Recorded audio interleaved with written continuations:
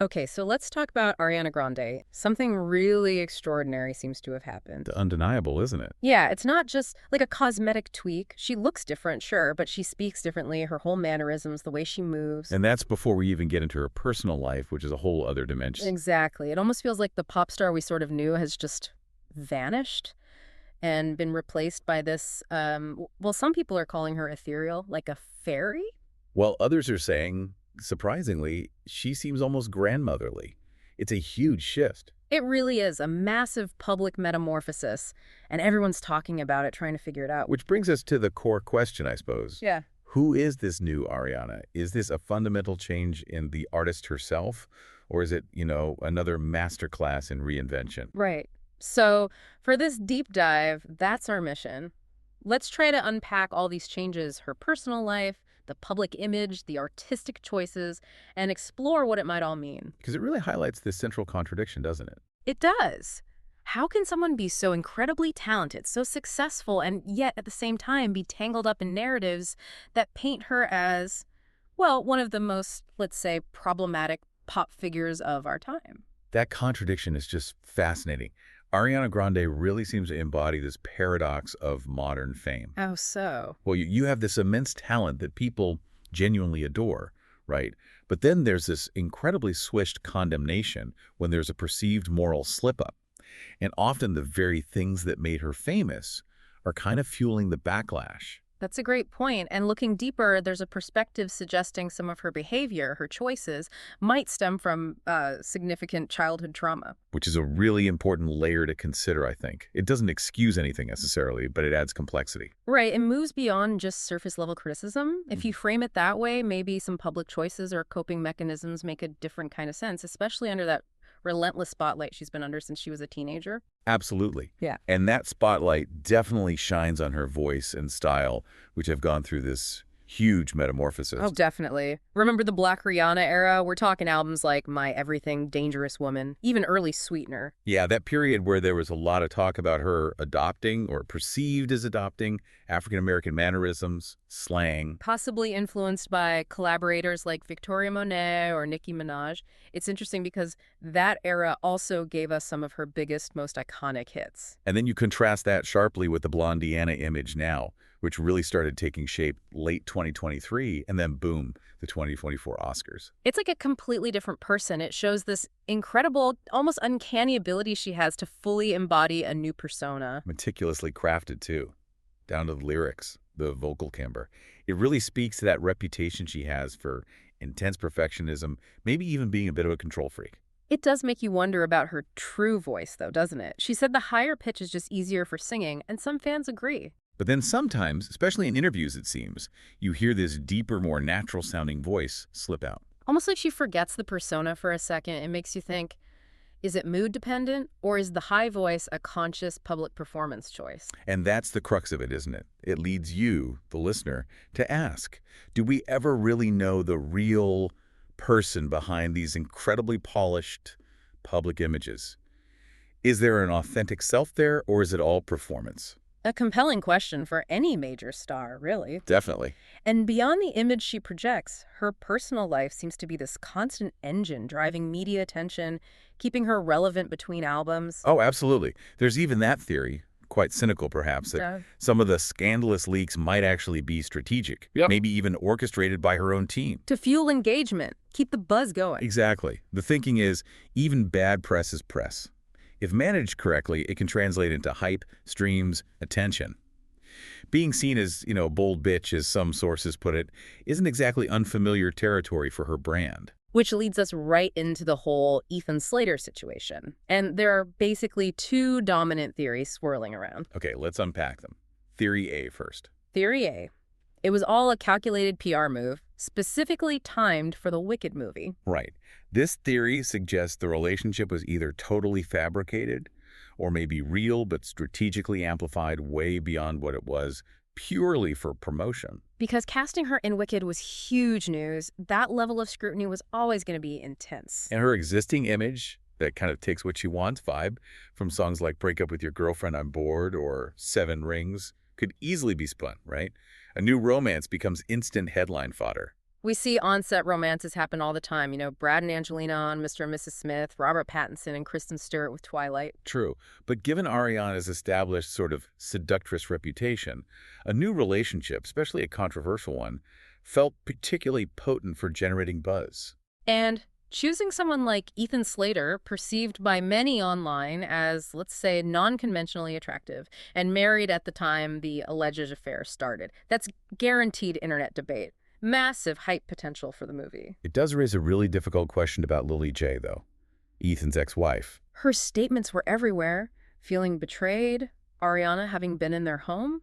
So Theory A has to ask, could even Lily's very public pain have been somehow factored into a larger PR narrative, given how much Wicked arguably gained from the whole scandal? It's a pretty stark thought.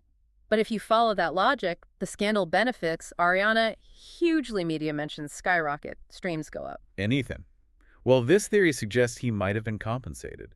Playing the public villain isn't easy. There'd likely be a cost. A key detail people point to for this theory, they were apparently never really seen together on the red carpet, only like in the audience at events. Which hints at careful control over the narrative, doesn't it? Very managed appearances. It makes you wonder then, was Ethan's divorce maybe a consequence of some PR agreement? Perhaps something that went further than Lily J ever anticipated when her private life exploded. It's definitely one possibility. But then there's Theory B. Theory B. Okay, this one suggests the romance was real, but maybe conveniently timed.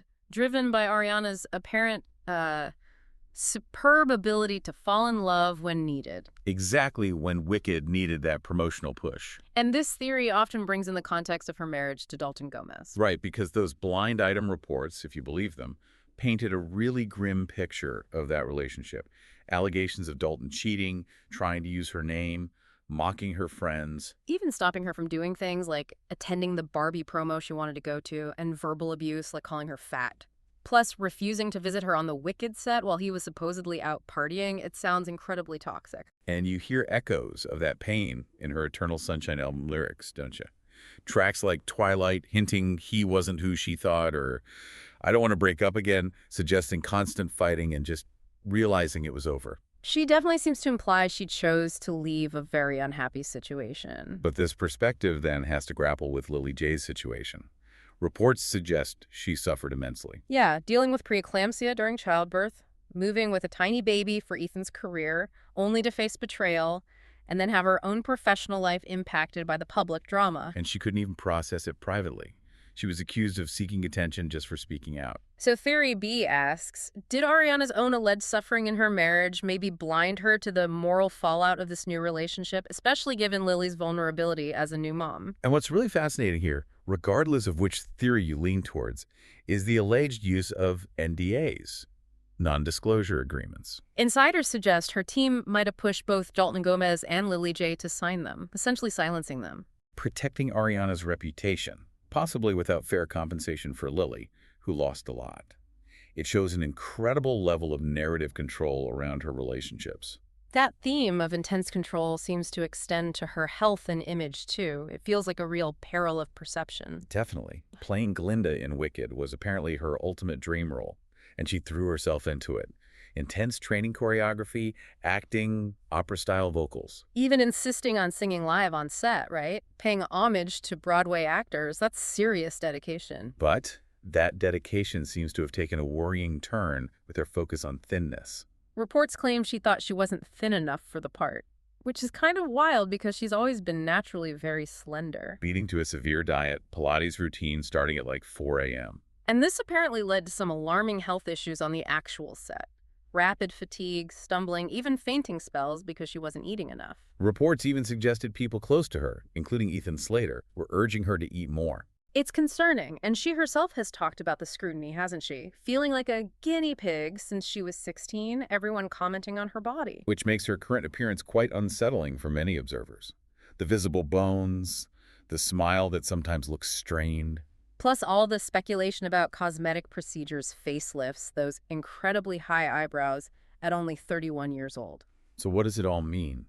It feels like her struggle really highlights how that relentless quest for public perfection, especially for women, can become this destructive private battle. Even when she achieves this extreme thinness, she reportedly still sees herself as fat. to the point where post-production teams supposedly have to digitally enlarge her slightly so she doesn't look sickly on screen. It's just a profound and frankly sad commentary on the pressures celebrities face and the internal struggles that can drive these extreme physical changes. Absolutely. And these personal experiences, these pressures, they inevitably feed back into her art, her showmanship. For sure.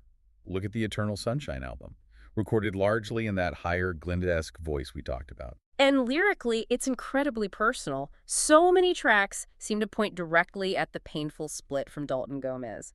Eternal sunshine, I don't want to break up again. Very clear narratives there. And clues about Ethan Slater, too, right? Like Yeah. the track Hampstead is apparently about meeting near the Wicked set. Then there was the lead single, Yes and. That felt like such a direct clapback. Oh, definitely. My face is my face. Stop talking about my body. Yeah. And why do you care whose dick I'm on? Yeah. Pretty blunt stuff. It came across as this bold, almost defiant, I do what I want statement, especially landing right in the middle of the public controversy with Ethan and Lily J. Genius marketing, making every lyric a puzzle tied to her real life. Or, well, there were those plagiarism accusations, too. Right. Similarities noted between her album art and track titles and Jhené Aiko's Sold Out album from 2014, almost exactly 10 years apart, wasn't it? The timing was certainly noted. It added another layer of controversy. And speaking of controversy, or maybe just awkwardness, the Wicked press tour itself. Ah, yes, the interactions between Ariana and Cynthia Erivo, described by some as, well, caricatured and overly sweet. A cringe fest, I think was the term floating around. I saw some clips. The exaggerated crying. Like, when asked about Cynthia's influence, the reaction was like, yeah, like a beloved pet had just passed away. So intense, and the constant touching, that weird finger support moment. And almost childlike behavior, like playfully shooing away a helicopter. If you connect that back to the idea of a meticulously crafted persona, it makes sense. It suggests a highly controlled, almost theatrical performance, even in press appearances, where maybe even the tears felt planned. And insiders apparently hinted they weren't actually that close off camera, needing separate trailers and stuff. Which highlights that stark contrast between the public performance and whatever the private reality might be. It really forces you to question everything you see. How much is genuine emotion? How much is just marketing? Are we ever getting the unvarnished truth from our idols? It's hard to say. But ultimately, Ariana Grande really does embody the sheer complexity of being a superstar today. It's this incredible mix, isn't it? Extraordinary talent, undeniable ambition, but also this deep vulnerability seems apparent. And maybe a blurring of the lines between her art and her life that has real consequences for her and for the people around her. So what's next? It's anyone's guess, really. Will she dive back into music fully or lean more into Hollywood? There was that rumor about an Audrey Hepburn biopic. And will her voice keep evolving? Will we see another transformation? She keeps us guessing. It makes you think, though, about the immense pressure we put on celebrities, especially women. This constant demand to reinvent, to manage perception, to endure scrutiny of their bodies, their relationships. What role do we, as consumers of celebrity culture, play in all this, in shaping these narratives?